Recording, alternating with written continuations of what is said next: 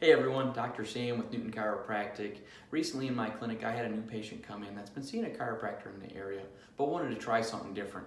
Now, in discussing with her, she's been seeing this chiropractor for the last 15 years, once a month, to keep her back from going out. Now, in talking with her, is that the most efficient course of treatment? Over a 15-year period.